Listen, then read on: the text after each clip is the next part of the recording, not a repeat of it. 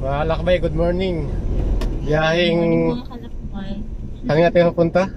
Kalayo. Oo. Kalayo Beach Resort kami sa Nasugbu, Batangas ngayon. So, nanggaling kami ng Bacoor. Alas 10 kami umalis. Tingnan natin kung gaano kahabang biyahe papunta doon. Ang daan pala namin pag galing ng Bacoor is Naik, Maragondon, tsaka tatagos ng Kaibiang Tunnel. So, ito mga kasama ko, di pa ito nakakita ng tunnel eh. Imbornal pala. Imbornal pala nakita ng mga to eh. Ito yung sitwasyon dito sa Bacoor, Kawit Road mga kalakbay. Medyo marami ng sasakyan. Kahit Sabado pa. Ay. Sana walang traffic going to Kalayo Beach Resort. Naipit kami rito sa may Binakayan mga kalakbay. Sobrang traffic kahit sa Sabado de Gloria. Walang pagbabago yung Binakayan. Almost 5 minutes na kami na-stuck dito. Sana ito lang yung madaanan namin traffic. Ang tatakbuhin pala namin is 65 kilometers lang mula Bacoor to Kalayo Beach Resort sa Nasugbu, Batangas. Pero mga kalakbay, may nadaanan tayong isang manggaan dito sa bandang going to Naik. Fortuner at saka yung delivery dikit na dikit. Luhit, bago pa naman ng Fortuner. Sa mga kasama ko, tulog na yun. Makita na to si Rizal na bihing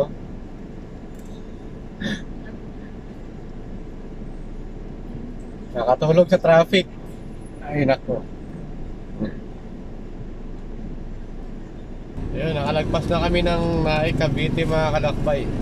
Going to Kaibiang Tunnel na kami. Pero grabe pa rin yung traffic. Marami yata yung papunta ng Batangas ngayon kahit sa Sabado de Gloria. Kala ko naubos na kahapon tsaka nung Thursday. Pero grabe yung traffic Okay. Ano? Ang Kaibiang daw may unggoy daw sabi mo. Oh, marami yung unggoy sa Kaibiang. Ha? Wala. May coke na. Nakapasok na kami ng Maragondon, Cavite mga kalakbay. At 11:43 AM. Grabe yung traffic na daanan namin. Ayan o. Ito na yung welcome to Maragondon mga kalakbay.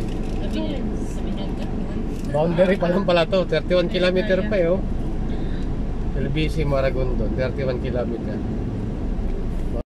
Binaba namin yung galing sa Tagaytay papuntang Quezon, Batangas. Pag Mga kalakbay, paakit na kami ng bundok to Kaibiang Tunnel. Alas 12 ng tanghali. Sabi umabot dito sa sobrang traffic. So dito okay naman. Okay naman yung takbo ng kalsada, maluwag.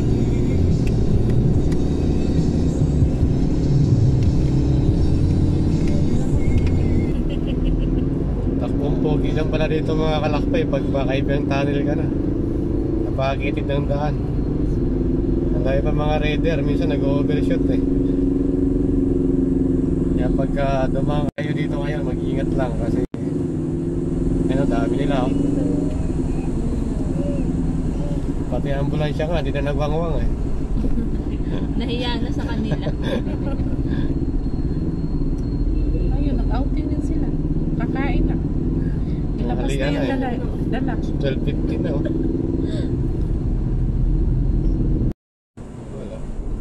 Nakakatakot naman kung ganito. Sigisag to, paano ito? Gusto mo Lawrence? Lawrence nakakatakot. Ayun Lawrence, sa top-top. Makita mo yung sa top-top. Nakita natin. Yan yung nakita natin kanina sinasabi.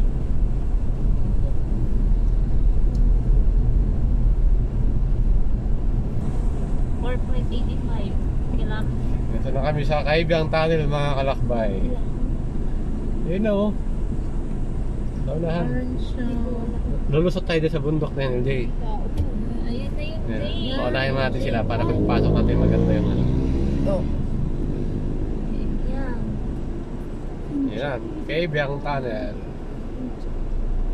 Oh my God. Yan. So, nandito na kami sa Kaibiyang Tunnel. Eh, nakakita na sila ng Imbornal. Malaking Imbornal. Ayan. Wow. Ito yung Kaibiyang Tunnel, mga kalakbay. Yung dalawa nagkasulo. May multo dito, Lawrence. Where is Elion? Where is Elion? Parang sa Trento Busan tayo. Mag-kusina ka may. Madilim din pala dito. Ah, pwede tumingin pala. One way to eh.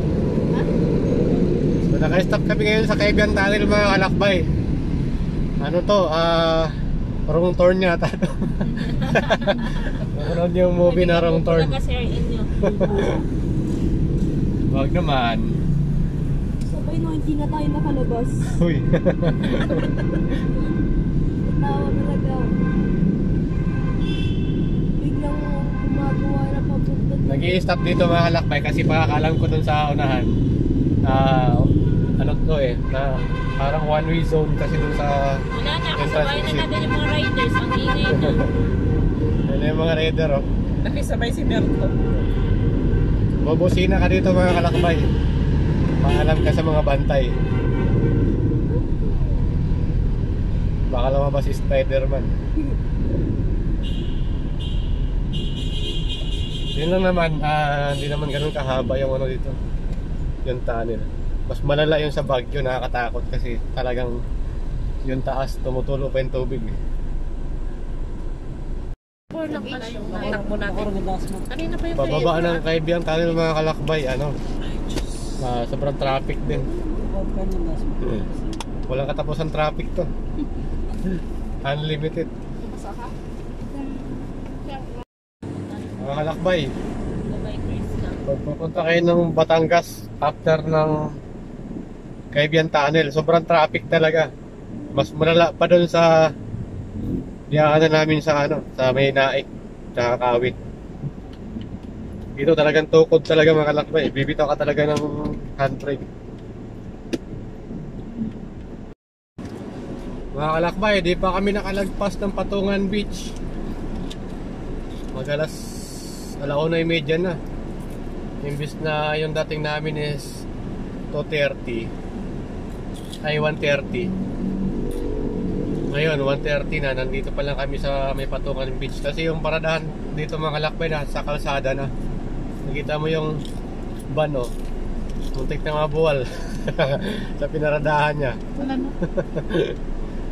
Hanggang dito, mula doon sa siguro sa mga oras na to, bago magkaibiyang tunnel, umabot na doon yung traffic. Hanggang dito sa paglagpas ng Patungan Beach. Yan, daming mga nakaparada. Kaya magbaon ng mahabang pasensya at saka chicherya. Chicherya, buti na may chicherya kami, tsaka bumili kami ng bibingka dun sa sa May Naik.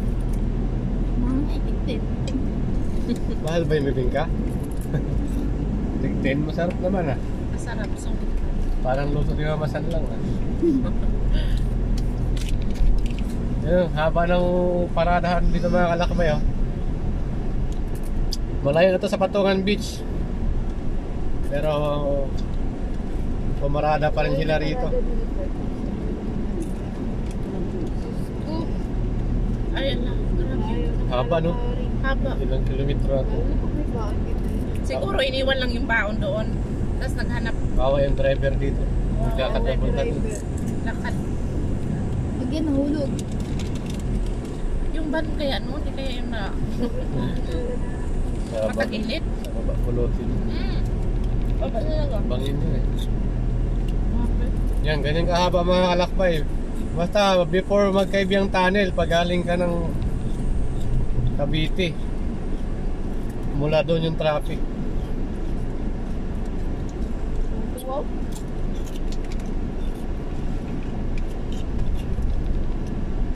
Yan, hanggang dito. Ayan, hanggang dito yung paradahan. So dito mga kalakbay, mag-ingat kayo kasi nangaharang si ate. Nanginingil ng 20. Anong tawag dyan te? Sa ano?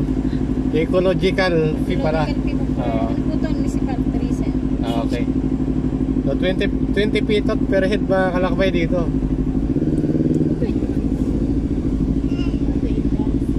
Murang-mura naman para naman sa ano daw to, sa municipal ecology.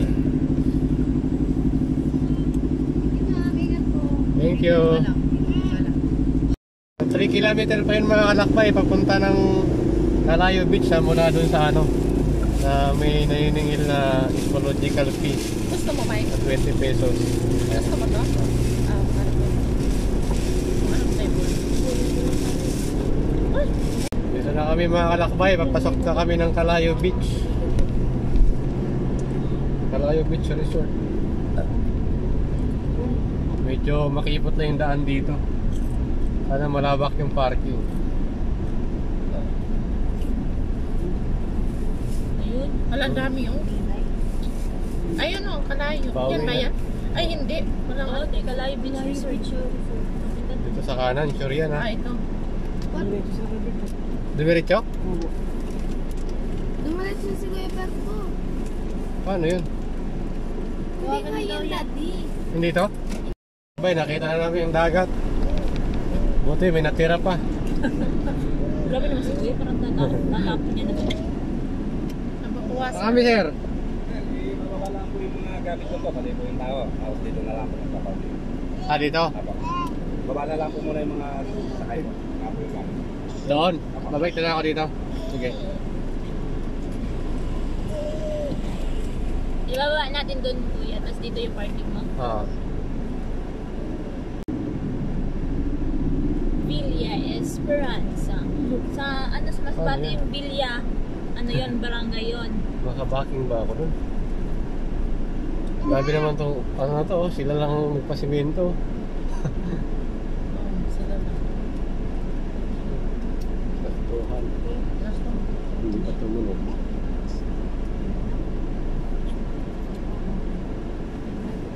Ah, Kayon pala, Kayon. Kayon Beach Resort. Uy. Ayun.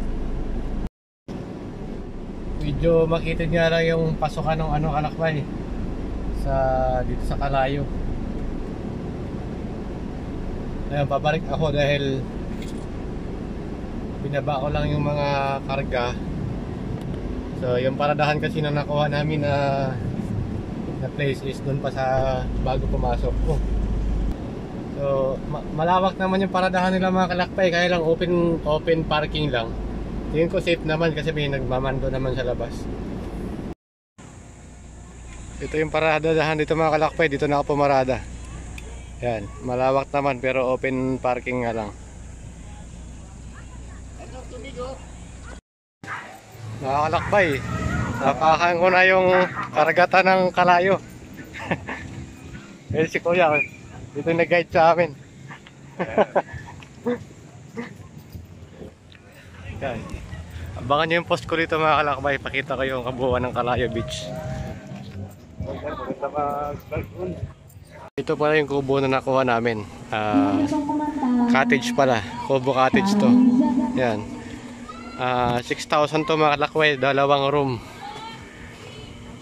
Good for 10 person siguro kasya rito.